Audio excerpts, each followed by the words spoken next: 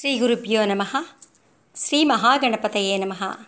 శ్రీ లలితా మహాత్రిపుర సుందరియే నమః.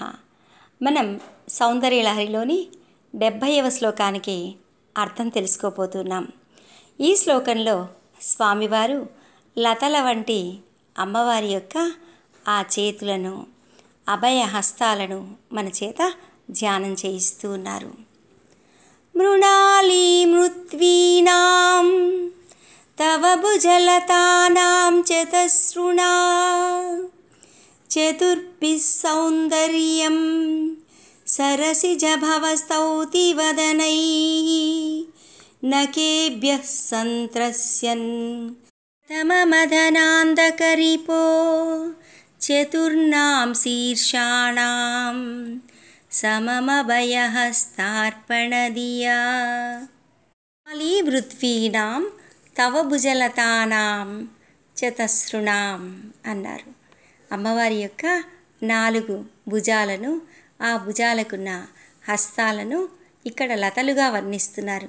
భుజలతలు అంటున్నారు. అమ్మవారి యొక్క చేతులను భుజలతలు. అవి ఎలా ఉన్నాయి అంటే మృణాళీ మృద్వీనాం. మృణాళము అంటే తామరతూడు. కమలము తామర పుష్పము యొక్క కాడలు మృణాళి అని పిలువబడతాయి. అత్యంత మృదువుగా ఉండే ఆ మృణాళాలు ఎలా ఉన్నాయో అమ్మవారి యొక్క చేతులు అలా ఉన్నాయి అంటున్నారు. అమ్మవారి యొక్క 4 చేతులు మృణాళీ మృద్వీనాం, అత్యంత మృదువుగా ఉన్నాయి.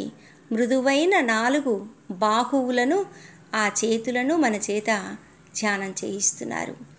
చతుర్భిః సౌందర్యం, ఆ 4 బాహువుల యొక్క సౌందర్యాన్ని సరసిజభవస్తౌతి వదనైః, సరసిజమునందు ఉద్భవించిన బ్రహ్మదేవుడు తన యొక్క 4 వదనాలతో అమ్మవారి యొక్క ఆ బాహువులను స్తుతి చేస్తూ ఉన్నాడు. 4 వదనములు అంటే ఇక్కడ 4 వేదాలు. 4 వేదాలు అమ్మవారినే ప్రతిపాదిస్తున్నాయి, అమ్మవారినే స్తుతి చేస్తున్నాయి అనే విషయాన్ని అంతర్లీనంగా ఇక్కడ తెలియచేస్తూ ఉన్నారు. ఇక్కడ బ్రహ్మదేవుడు అమ్మవారిని స్తుతి చేస్తూ ఉన్నాడు అంటే 4 వేదములు అమ్మవారిని ప్రతిపాదిస్తూ ఉన్నాయి అని. ఏభ్యః సంత్రస్యన్ అన్నారు. నఖముల వలన మిక్కిలి భయపడుచున్నవాడై అని. ఎవరి నఖములు అంటే సాక్షాత్తు శివుడి యొక్క.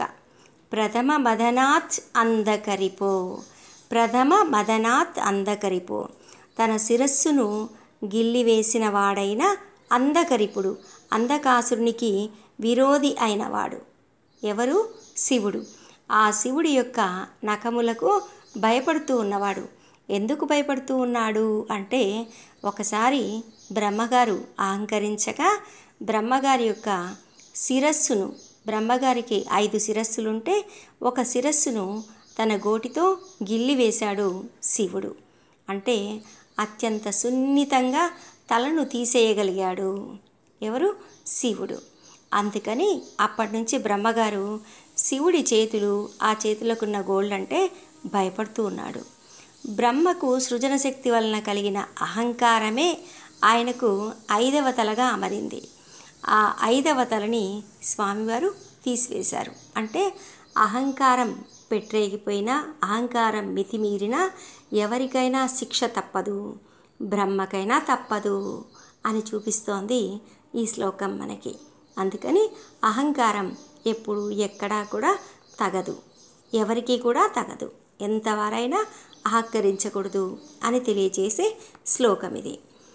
ఇక్కడ చతురాణాం శీర్షాణాం, తన యొక్క మిగిలిన 4 తలలకి అమ్మవారి యొక్క 4 చేతులు చక్కగా అభయాన్ని ఇవ్వడానికి సరిపోతాయి అనే ఉద్దేశంతో బ్రహ్మగారు అమ్మవారిని స్తుతి చేస్తూ ఉన్నట్టుగా ఇక్కడ చెప్తున్నారు.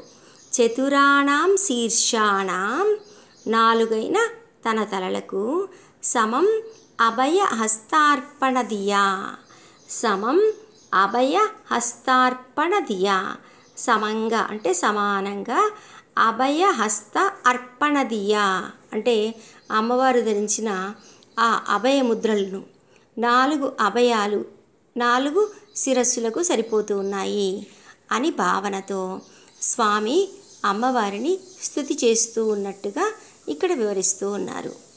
పూర్వము శివుడు బ్రహ్మ యొక్క అహంకారాన్ని చూసి ఆగ్రహించిన వాడై తన నఖాగ్రము చేత ఖండించాడు. అప్పుడు మిగిలిన 4 శిరస్సులను కూడా ఎప్పుడు ఖండిస్తాడో అనే భయం చేత తన యొక్క 4 తలలను కాపాడుకోవడానికి అభయహస్తం ఇవ్వమని బ్రహ్మ తన యొక్క 4 ముఖాలతో అమ్మవారిని స్తుతి చేస్తూ ఉన్నారు. తామర తూడు వలె మృదువైన ఆ తల్లి యొక్క 4 బాహువులను, చేతులను స్తుతి చేస్తూ ఉన్నాడు అంటూ ఇక్కడ వేద ప్రతిపాదితమైన దేవిని మనకొకసారి స్ఫురింపచేస్తున్నారు. అమ్మ సర్వోపనిషత్ ఉత్కృష్ట, వేదవేద్య అయిన అమ్మ, వేదముల సారము అయిన అమ్మ, వేదములకు కన్నతల్లి, సాక్షాత్తు గాయత్రీ మాత. శ్రీమాత్రే నమః.